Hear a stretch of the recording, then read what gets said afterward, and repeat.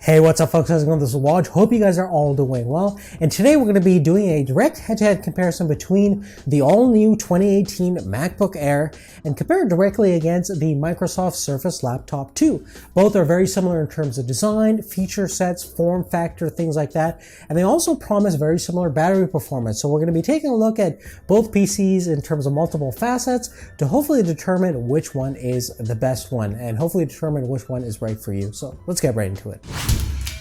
Now, certainly one of the biggest trademarks of the original MacBook Air was the fact that it was so thin. But according to Microsoft, the Surface Laptop 2 is around 14 millimeters at its thickest point, and the new Air is around 15.6 millimeters at its thickest point. All of this is very deceiving because both notebooks have a tapered design. Most notably, you'll see that the Surface Laptop has taller feet, so in actual reality, even though the body it might be thinner, it actually stands a little bit taller than the MacBook Air. Moreover, they both have the same overall footprint size and weigh the exact same amount at 1.25 kilograms. Now the similarities start to end once you open up both clamshells. The Surface Laptop 2 uniquely has this claw/Alcantara lining, and the MacBook Air pretty much just looks like a MacBook Pro just with the light bar taken out. Now what that also means you have the same exact low profile keyboard design as found in the current generation of MacBook Pros, which could be a huge turnoff for some people looking for a little bit more tactile feedback, key travel, and there's been some mild concerns about reliability with the current generation of MacBook keyboards. Luckily, the design on the Surface Laptop 2 keyboard is pretty much the same one that your grandpa uses, so you get a decent amount of key spacing, key travel. It's also LED backlit like the MacBook, and really no complaints from me thus far. Now, with that being said, I do prefer the Force Touch trackpad on the new MacBook Air. Not only is it larger than the one that we found on the Surface Laptop, but it's a lot more responsive, especially for multi-touch commands. Well, then again, that's not the biggest concern for the Surface Laptop, because if you want a touchscreen, well, you do have one. The 13.5-inch Pixel Sense display is fully optimized for up to 10 points of contact. You can also use the Surface Pen as well as the Surface Dial, and it definitely makes sense to have it. We still don't have any capacitive touchscreen on any of the MacBook PCs. I can see why Mac OS X is still not optimized for touch. Eventually it will be, but at this point in the game, it seems like Apple's a little bit behind. Now, in terms of the display quality itself, this is where I think the MacBook Air comes back in the lead. You have a native resolution of 2560 by 1440. It has a pixel density count of 227 ppi versus on the Surface Laptop 2, we have 2256 by 1504. So a little bit lower resolution and a little bit less pixel density at 201 ppi, and different aspect ratio too, 3:2 aspect ratio versus 16 by 10 on the MacBook Air. Beyond those notions, in real life, to my eyes, I prefer the MacBook Air display. It seems a little bit more contrasty, the color is a little bit more saturated, and it's just a little bit more of a pleasurable experience. That being said, there's really nothing to complain about on the Surface Laptop as well. Now, moving right along, if you're looking for connectivity options, well, definitely don't look at the MacBook Air, because you're basically only looking at two Thunderbolt 3/USB-C connections. One you're going to use for charging and one you're going to use to plug in this adapter to get access to everything you need. Ironically, the Surface Laptop 2 has every connections besides the only port that we have on the Air. So you have a full-size USB 3.0 connection, a headphone jack, a mini DisplayPort connection, just not a USB Type-C connection, which is kind of ridiculous, especially in 2018.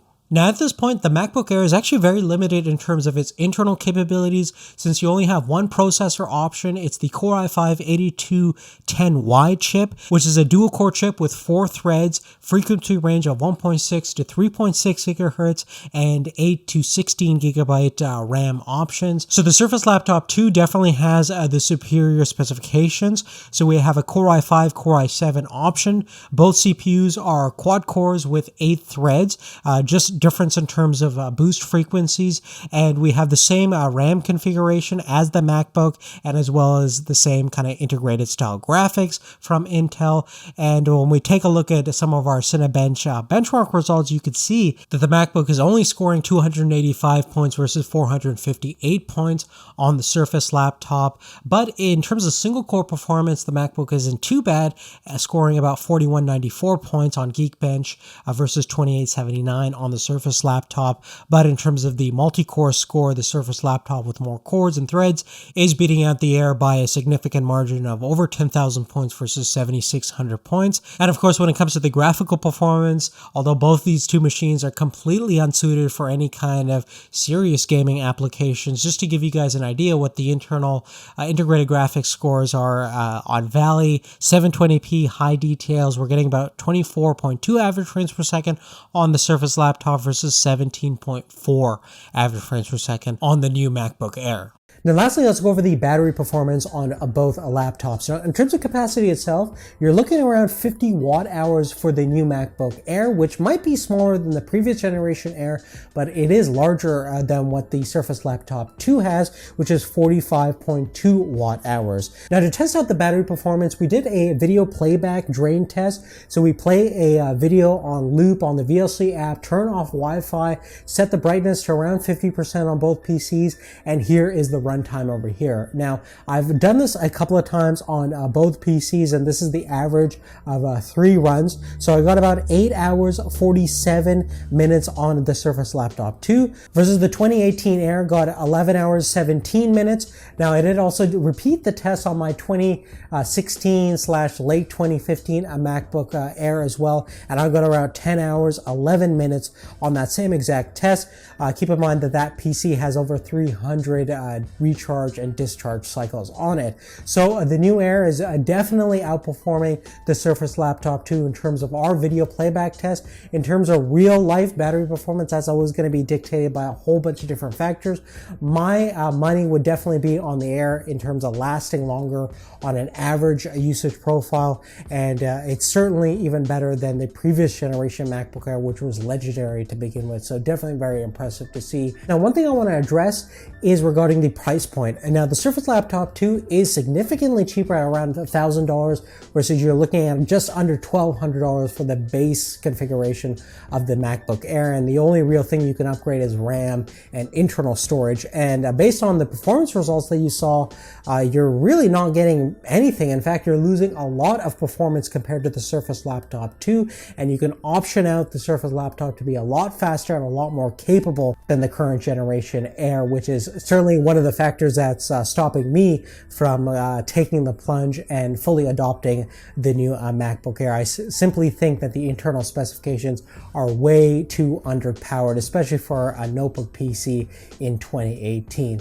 I'd definitely love to hear your thoughts. If you guys have any specific questions, let me know. Give us a thumbs up if you like this video, and hopefully we'll see you real soon. If you haven't checked out already, we do have a comparison with the new iPad Pro versus the Surface Pro 6. That's going to be a really awesome video. Check out the description or click on the card above us to view that video. But we'll see you later. Take care.